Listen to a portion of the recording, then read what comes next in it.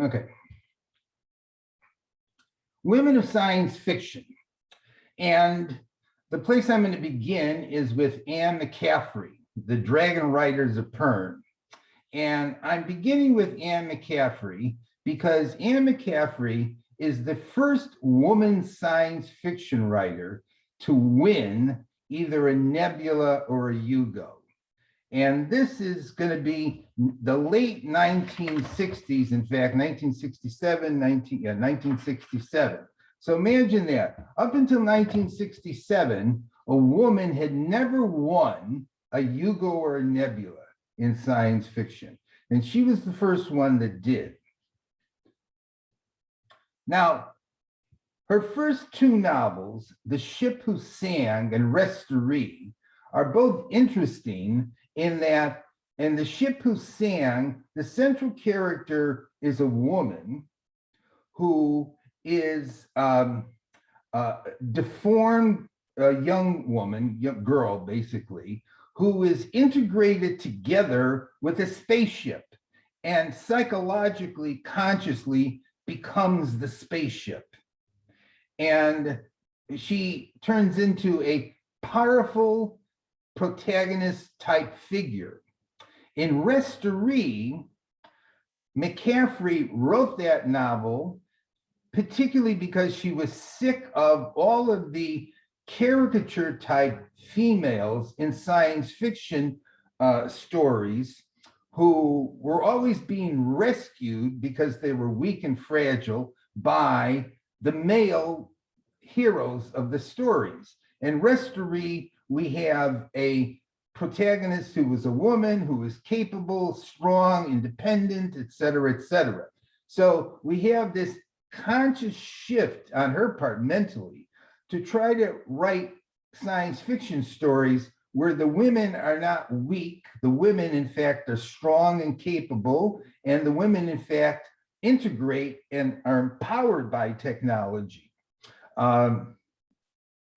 But in 1967, in Analog magazine, which at that time was being edited, I think, still by John Campbell, she wrote these two stories, Where Search and Dragon Rider.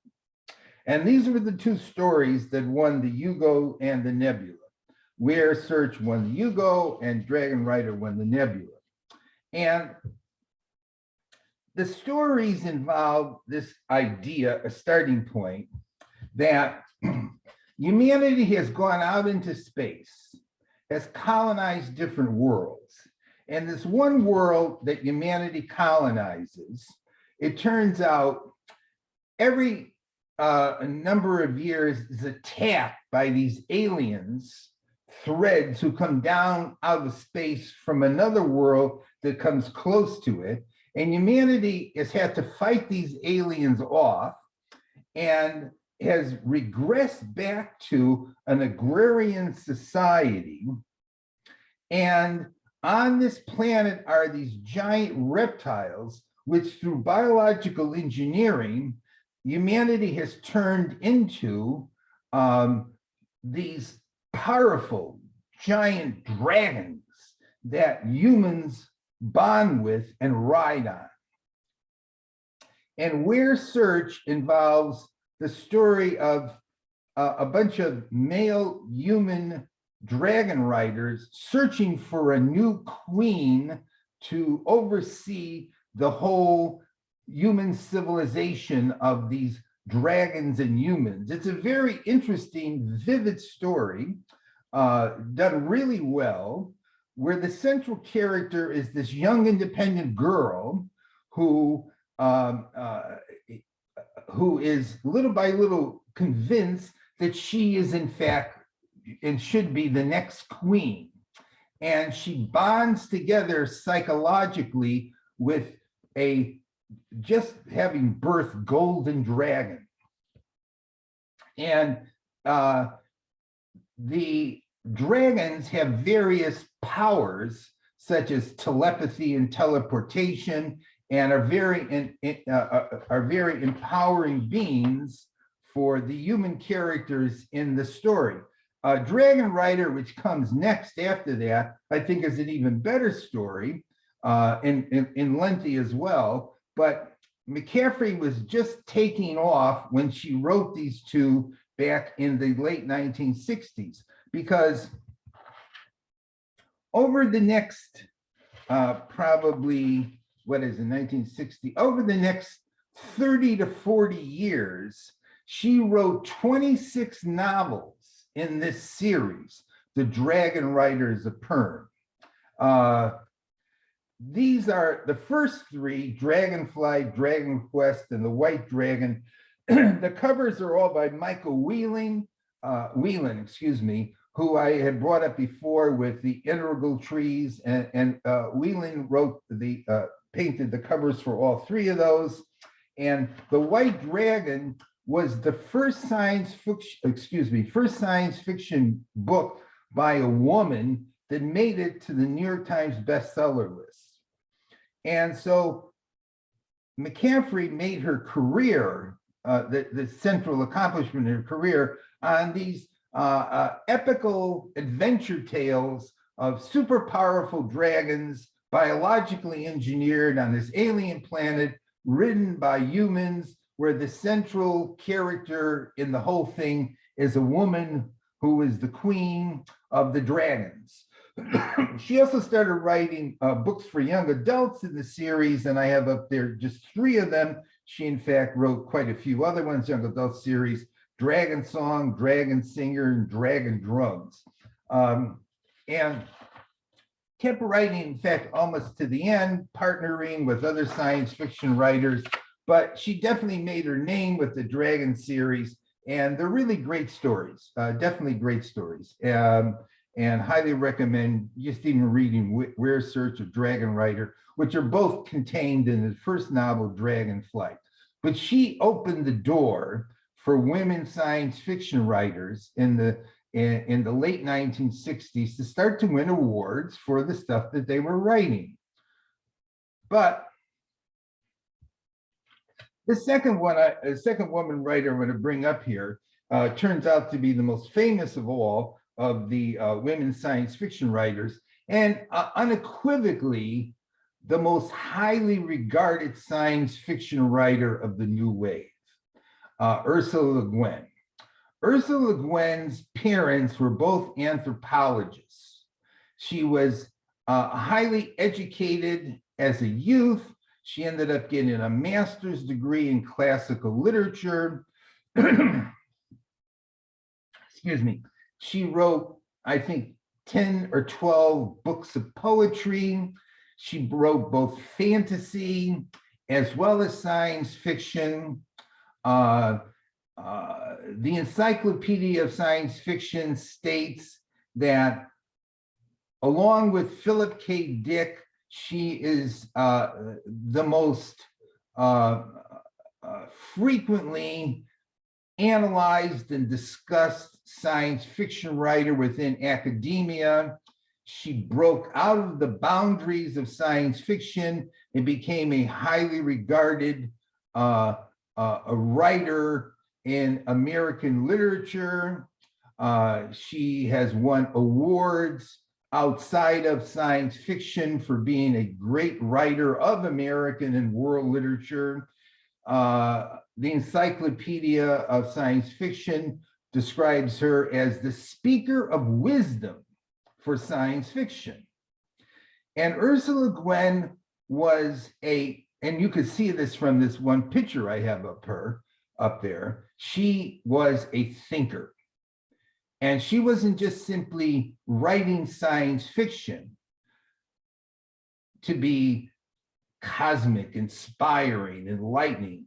She was writing science fiction as a vehicle to attempt to understand the human condition and to understand what it would mean for us to evolve culturally and socially. She was a social, psychological, cultural science fiction writer.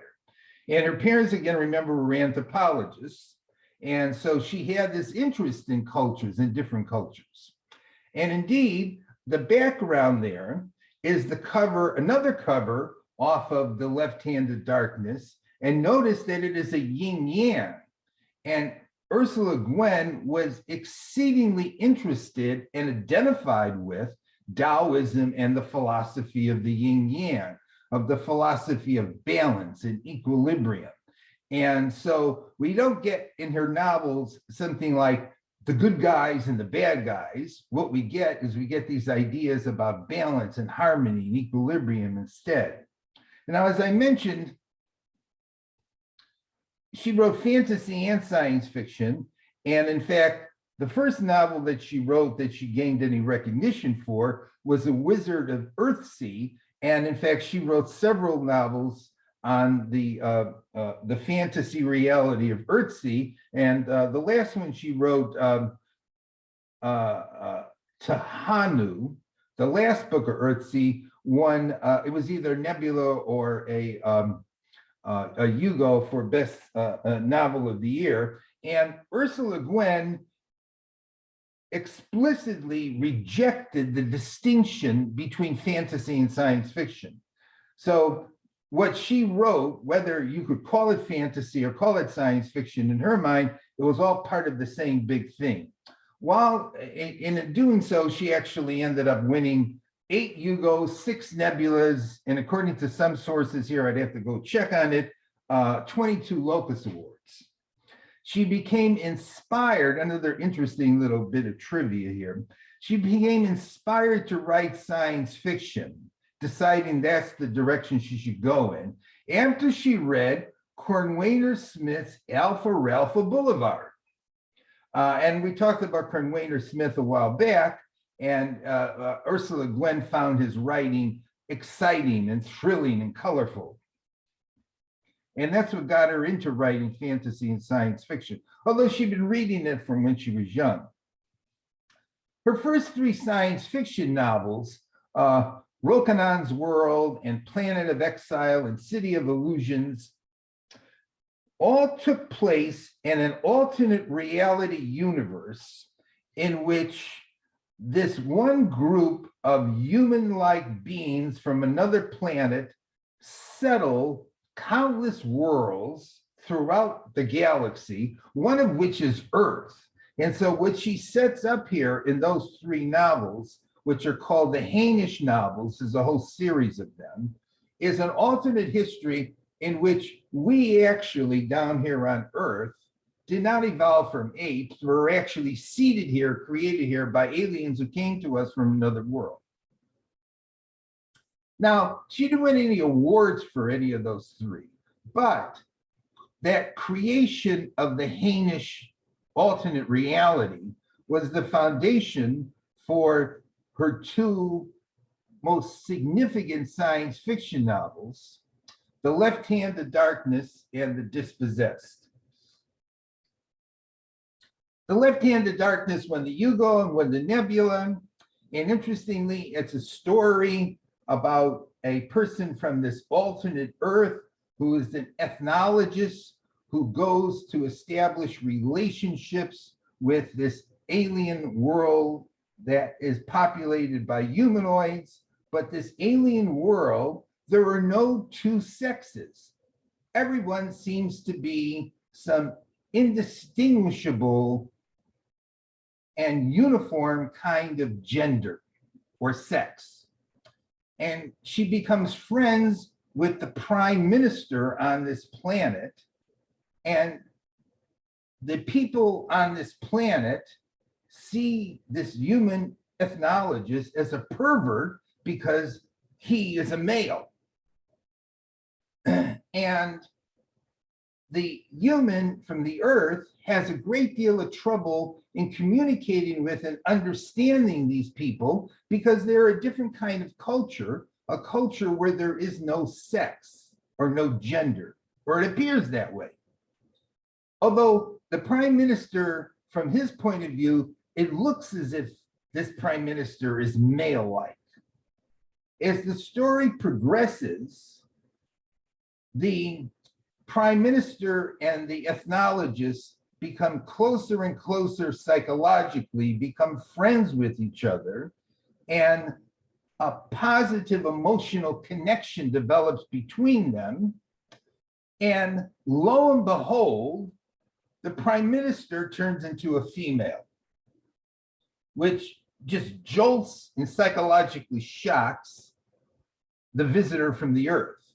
And as it turns out, this world, which is often called, it was called by the Earthmen winter, on this world, all of the humanoid characters, they're all ambisexual.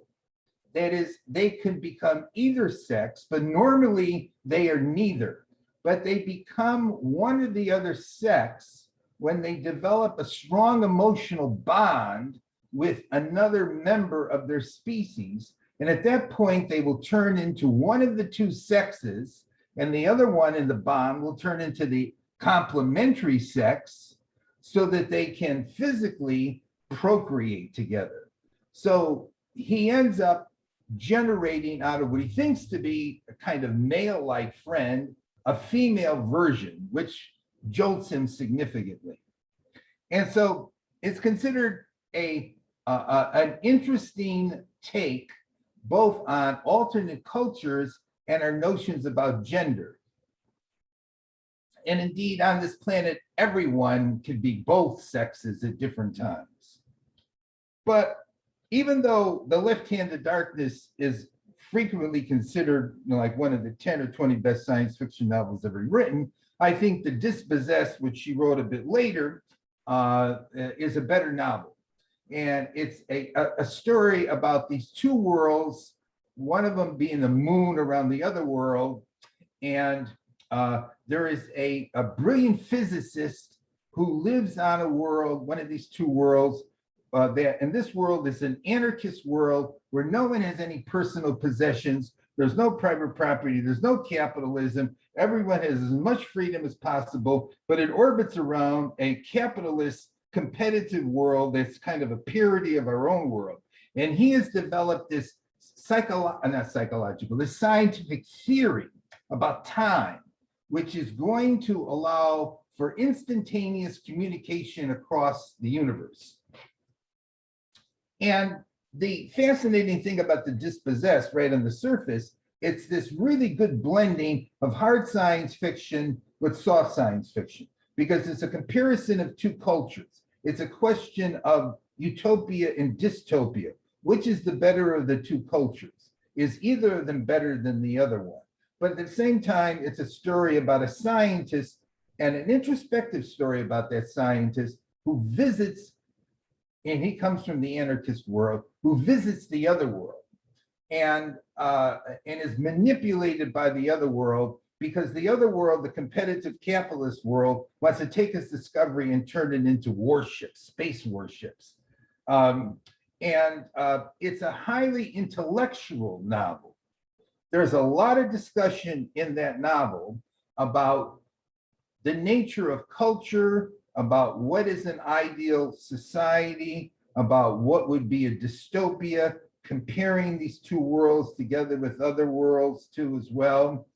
And there is a very good effort on the part of Ursula Gwen to think out in the story what indeed would be a better society and what would be a worse society for us to live in, even though it takes place on alien worlds.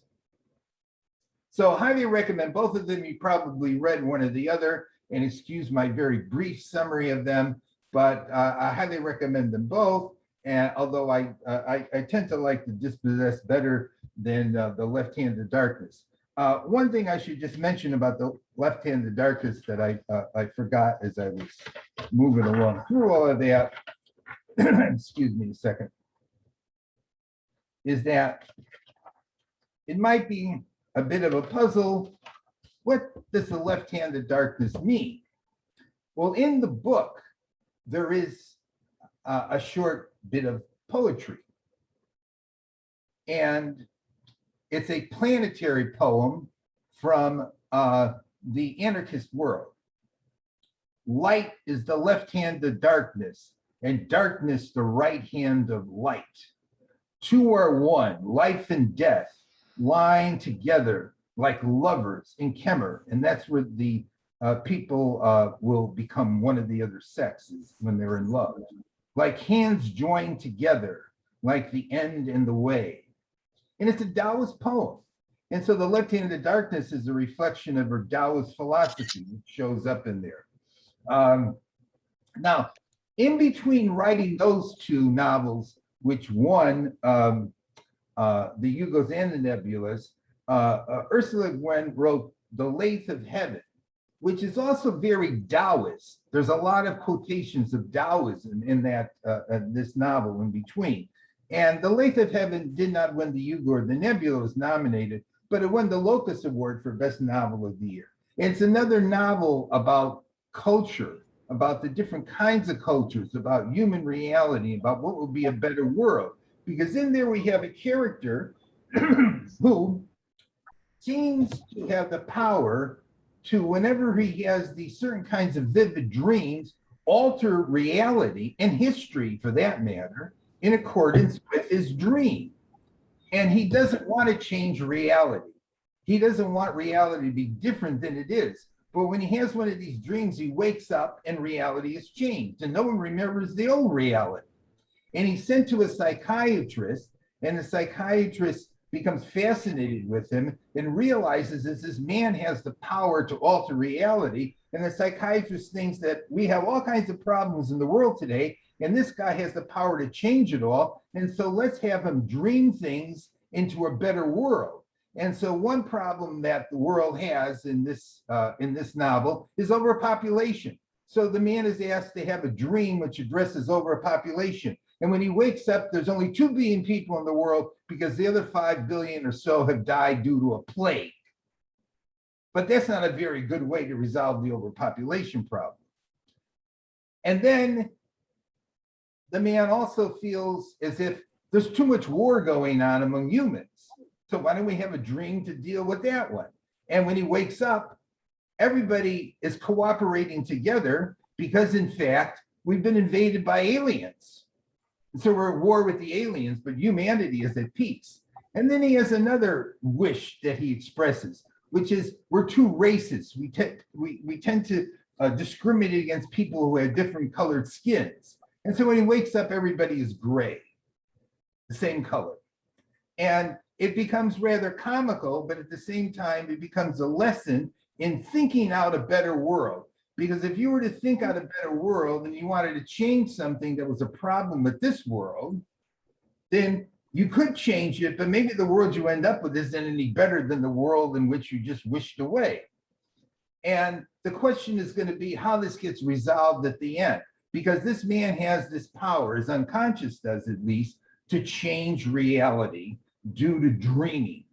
And there's, as I mentioned, Taoism through the whole thing. And there's this ongoing discussion about human society and our problems through the whole thing. The world is the world. Oh, and by the way, one thing to say about that also is that The Lathe of Heaven was Ursula Le Guin's homage to Philip K. Dick, because it's a story in which dreams become reality, and it's hard to tell what is real and what isn't. And Ursula Le Guin and Philip K. Dick went to the same school together, although they didn't know each other. And I should also mention that in The Dispossessed, the central scientist character is modeled off of Robert Oppenheimer, who used to visit Ursula Le Guin's parents when she was young, and Ursula Le Guin's parents were famous publishing anthropologists. Tom? Yeah. Tom, let me mention that she also did a translation of the Tao Te Ching. Oh, Leslie, we're on the same psychic wavelength because there's the book right there. There it is. Yes, I was going to say that Ursula Le Guin was very active, as well as being a writer of science fiction, in writing about writing and writing science fiction. She wrote, I think, 20 different books on writing, and she indeed did a translation of Lao Tzu's The I Ching, which is up there too. Yes, Leslie, yes, right. So we have this really philosophical science fiction writer, anthropological science fiction writer, social science fiction writer. And I also should just mention the word for world is forest, which is another great short novel she wrote, was a commentary on the Vietnam War, which came out a little bit later, or it came out in the early 70s sometime. 73 came out, and that won the Hugo. And the word for world is forest, has certain similarities with Avatar, the movie, because it's about a world in which the people in that world are in tune with nature, in tune with the trees, and live in harmony. And there's her Taoism coming out again. And this aggressive capitalist high-tech invasion takes place where they want to transform the forest and destroy the nature that people are in tune with who live in there. But Le Guin, as I mentioned, wrote lots of material on writing science fiction, on writing in general. And so she was also very self-conscious of what she was doing. And she saw the writing of science fiction and fantasy as an instrument for social change, for thinking about our future, seriously thinking about it. And here's a quote from her. I think hard times are coming when we will be wanting the voices of writers who can see alternatives to how we live now and can see through our fear-stricken society and its obsessive technologies. We will need writers who can remember freedom, poets, visionaries, the realists of a larger reality. And so she was definitely a political, social, cultural activist. And as I mentioned, a lot of people see her as, the premier writer of the New Wave period, where women became prominent, strong voices. And she's the first writer who won Best Novel of the Year, the Nebula or the Hugo, who was a woman. Now, perhaps even more of an activist than Ursula Le Guin was Joanna Russ. And this is another interesting bit of science fiction art and the background there. We have a woman who apparently looks naked, who's stripping off her skin, and underneath it is another woman in a different color. And that, in fact, was the cover of one of the editions of Joanna Russ's The Female Man. And I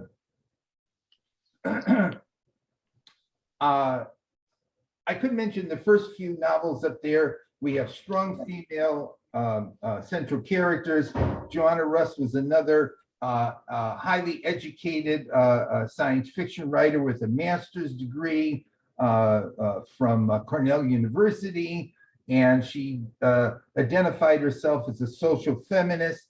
And her most famous book, though, which is I'll come to right now, was her novel, The Female Man.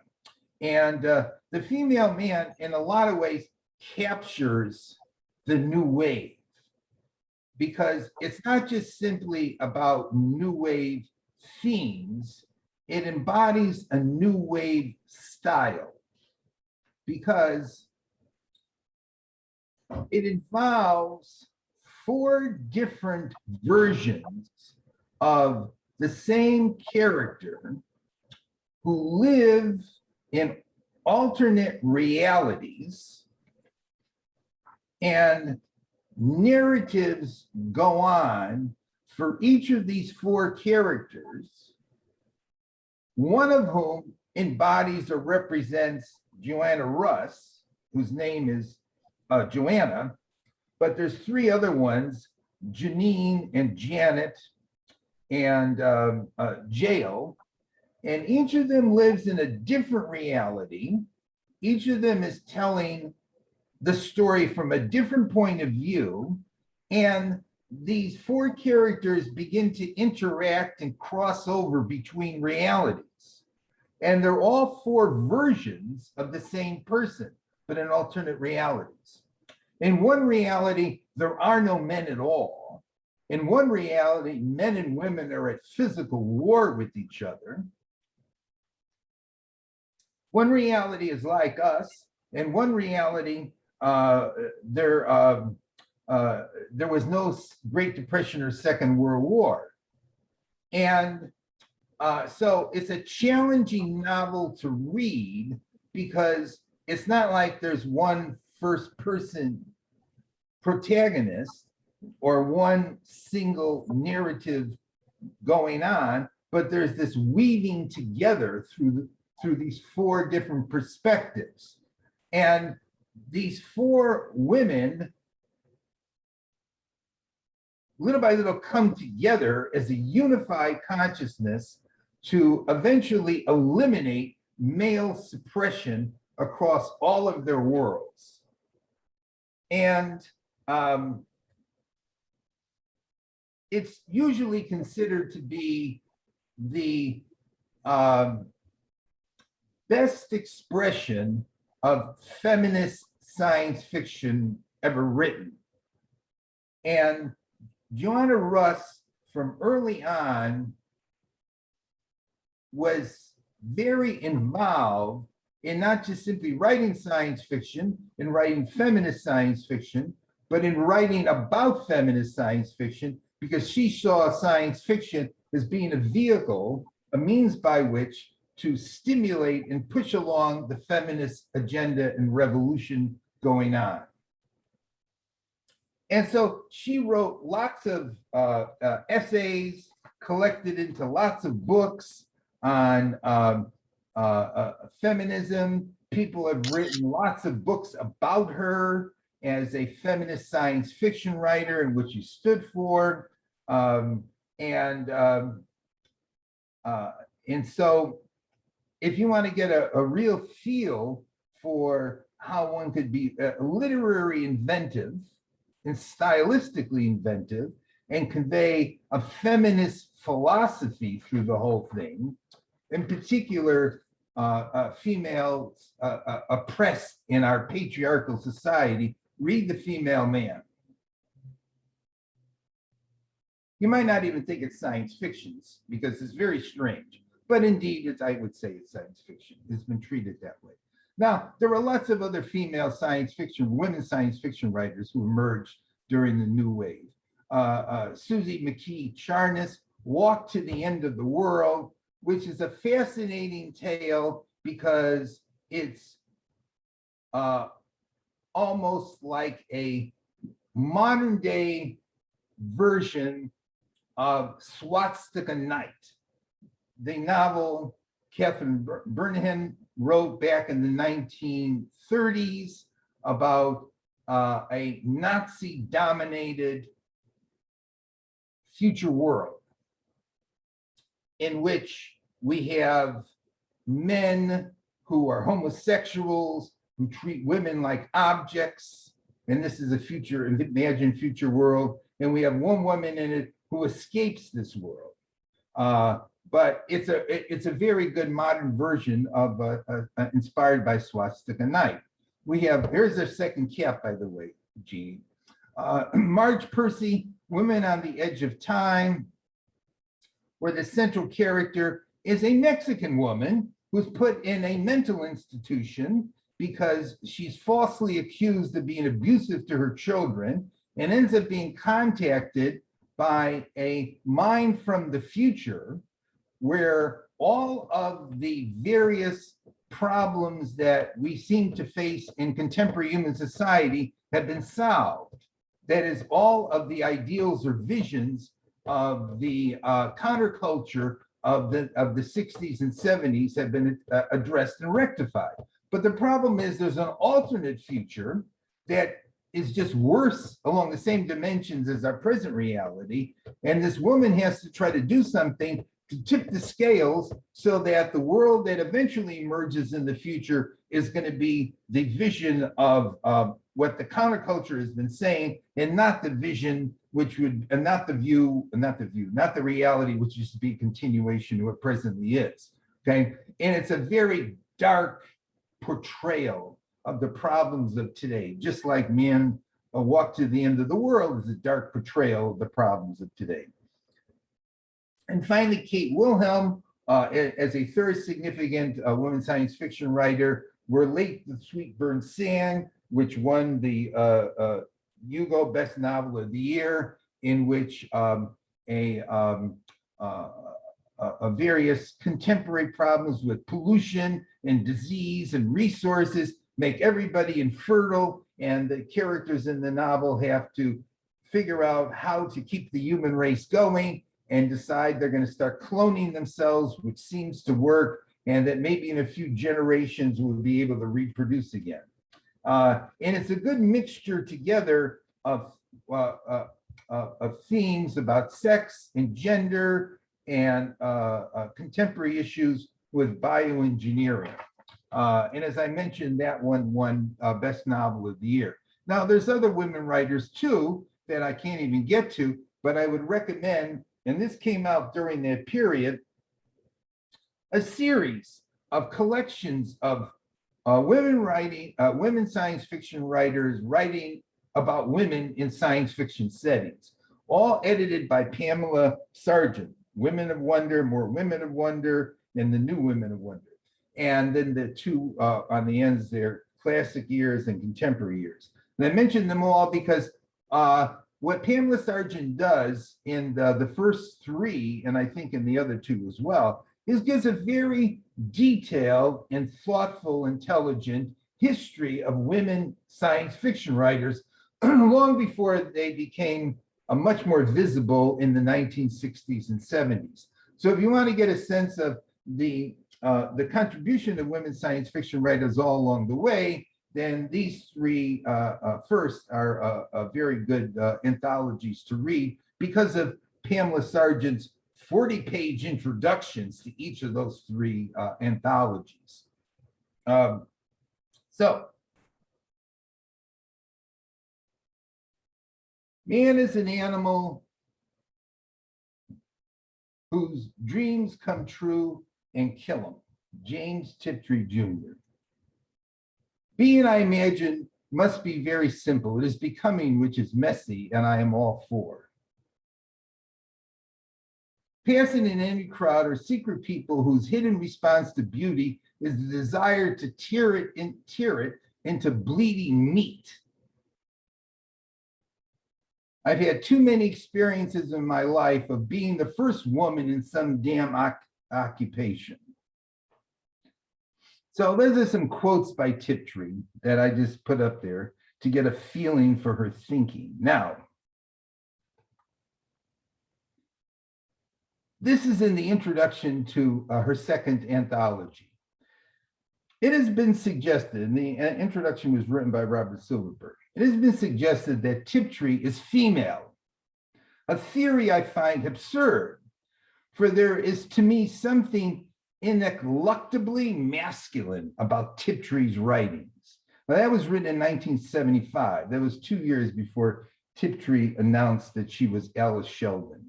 And I guess in a later edition of the book, Silverberg had some apology that he presented. But Silverberg was totally convinced that Tiptree was a male. And this is an interesting thing in and of itself because, you know, we have these expectations or stereotypes of how women write, how males write, men personalities, women personalities, et cetera, gender. And the thing that always struck me about Tiptree, before I found out that Tiptree, in fact, was Alice, was that Tiptree had this very vibrant and energetic and powerful writing style, very imaginative, a lot of electricity in it. It was by no means something that was soft and delicate. It was, if Tiptree was interested in two things, she was interested in sex and gender on one hand and death on the other hand. And so you could see how people might have thought that that Tiptree was actually a male. But as I said, for 10 years, James Tiptree Jr. wrote science fiction stories under that name, and no one had met him or her. And Silverberg and a lot of others thought that Tiptree was actually a CIA or FBI agent writing under that pseudonym so that they wouldn't have divulged their true identity. But surprise, surprise. This picture is taken back, I'd say about 1923, 1924. And we have this young little girl here in a safari hat in front of a tribe of indigenous people somewhere in Africa. And this is a photo of Alice Hastings Bradley. And Alice's mother, Mary, was a prolific writer, and in fact, took Alice on African safaris when Alice was under 10 years of age, and wrote 2 children's books that were published, Alice in Jungle Land and Alice in Elephant Land. And the illustrations on the covers and inside of the books were done by Alice when she was 8, 9, 10 years old. And there she is, this pleasant little girl with the indigenous people of someplace in Central Africa behind her. And so there is Alice Hastings Bradley, who eventually would marry a individual whose last name was Sheldon. So she eventually became Alice Bradley Sheldon. And there is Alice Bradley Sheldon, or James Tiptree Jr. 2 pictures of her when she was younger. In fact, one of her careers that she had when she was younger was, in fact, as an artist. Later on, she, in fact, did work for the CIA and did work for the Pentagon and was an intelligence officer for the Air Force as well. But at some point, she quit the Pentagon and went to graduate school in psychology and got a PhD in psychology in, I think, 1967 or so.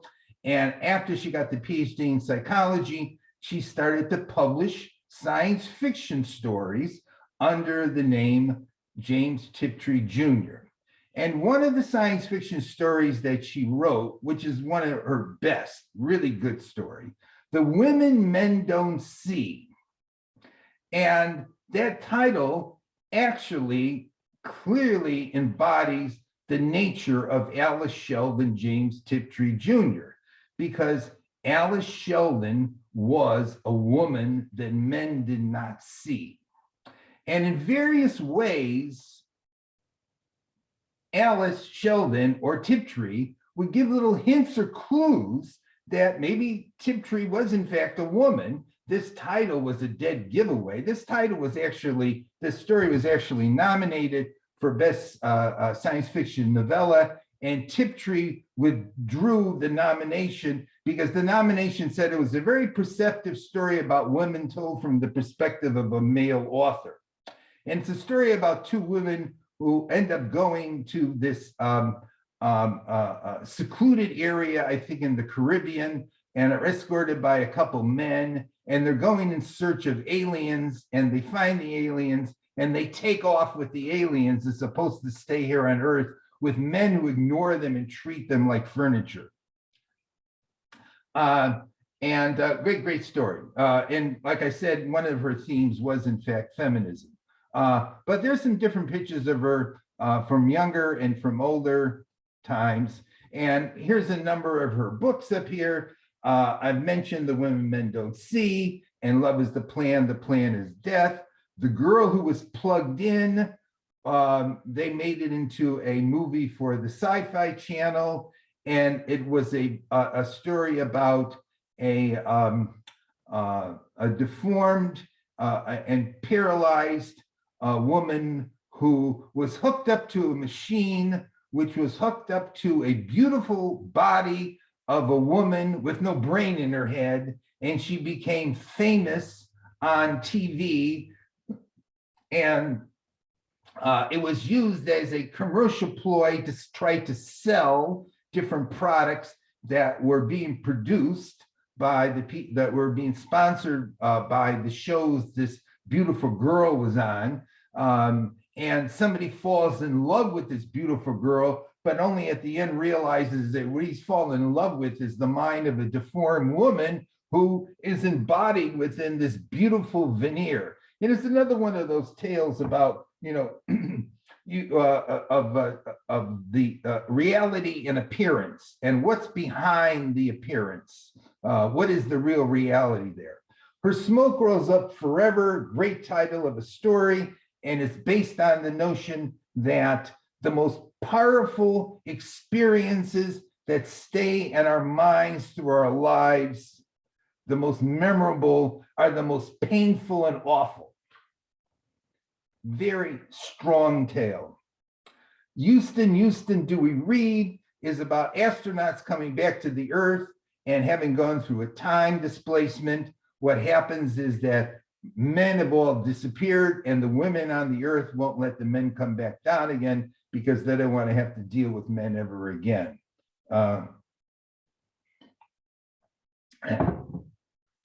And Tiptree did not write too much at the level of novels, but what she wrote was at the level of stories, which were very, very good, very, very energetic and vivid. A lot of people will say of Tiptree that Tiptree's big significance in science fiction was raising our consciousness on gender. I liked Tiptree before I knew Tiptree was actually Alice Sheldon, because I liked the power and strength and energy and imagination and wallop of her stories. I suppose you could say that she was a critique on our stereotypes of the woman writer, because she was writing with a real sense of unbridled imaginative and emotional power and sensory power too. And we don't expect that out of a woman. Is that what it is? But I liked her for that before, before I found out that she in fact was a she, not a he. And after at some point after she died, I'll tell you about her death in a moment, but they came up with an award for her, the James Tiptree Jr. Award, which they give out every year to science fiction which explored thoughtfully, intelligently the issue of gender. 2 years ago, they took the name off, and now it's called the Otherwise Award, and they took it off because of the fact that Tiptree wrote a suicide note in 1979 when her husband's health was deteriorating, and made a suicide pact with her husband. In 1987, she killed her husband and then she killed herself. And people later on got bothered, only recently, that maybe, because he was an invalid, she had taken away his choice about whether to live or not. But apparently they did have the suicide pact, but they changed the name to the Otherwise Award. So there's other things to say about Tiptree, but here's a good way to close with the whole thing today. And remember at the beginning, I said that I wrote Alice Sheldon a letter after I came back home when she wasn't at home. And I sent her a letter. And a couple months later, I got a letter from Alice Sheldon, James Tiptree. And this is a good way to close for today. This letter, which I have kept, is dated October 29th, 1977.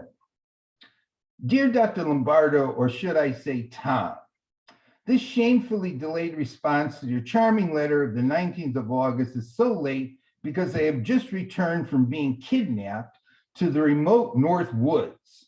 My husband has a theory that A, the doctors, B, the mail, or C, the local rape hotline are killing me. So he's about to kidnap me again, this time to Yucatan in some sort of windjammer cruise. I should indeed love to have met you and chatted. You realize, however, that I am merely a humble ex-rat psychologist. In addition to the lack of existential style that this status imposes, I suffer also from the usual inarticulateness of writers.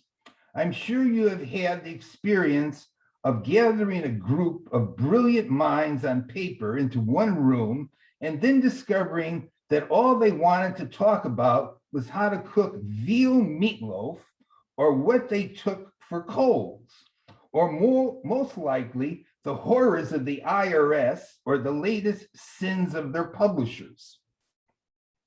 Your letter was truly a delight, and I may say it's nice to be able to say female things like that instead of having ever and always to maintain the stiff-lipped Tiptree persona. But Tip does live, although he got started quite by accident. In the import food section of Giant, you know, Tiptree Marmalade, where I was looking for an inconspicuous name editors would forget rejecting. He took on a curious life of his own, which he still maintains somewhere back of my pancreas. Perhaps something was awaiting incarnation there in Giant Foods. An unlikely place shows one must be ever alert for the strangeness of life. Now I must cease having fun writing to you and attend to the ghastly pile of communications from dear sweet souls, excuse me, wanting me to do everything from being the guest of honor at some Tasmanian con to attending the christening of their newborn babes. Believe it. If I don't get something besides letters written soon, they're going to take away all my buttons. With all the best in hopes of someday meeting, who knows in what strange airport or perish forbid hijacked plane. Most cordially, your colleague, Tip Elling. So that was a letter that Tiptree wrote to me, which I have saved for what, 50 years now? Yeah, 40 years. Yeah, and it explains in there where she got the name Tiptree. She got it from a marmalade brand that was made in England. And it's a good way to close on the humanity of science fiction writers. An interesting, very interesting person, James Tiptree. So we are really running out of time here. I had up a bunch of questions and a review. Terry probably put up the questions. They're up there on the screen. Questions for discussion about Kubrick and about the feminine voice and about central messages of the new wave and the future ain't what it used to be, and who are your favorite new wave writers, and the new wave influence the future evolution of science fiction. And just as a little prelude, I have up here the next one, which I'll be doing, which is Star Wars through Cyberpunk, How Science Fiction Conquered the World, which would be the late 1970s into the early 80s, through the 1980s, from Star Wars through Cyberpunk. But I won't go through all of that because I'm keeping you here longer than you bargained for, because it's 12:15. So maybe we could stop sharing and have a little discussion. I can't find my clicker.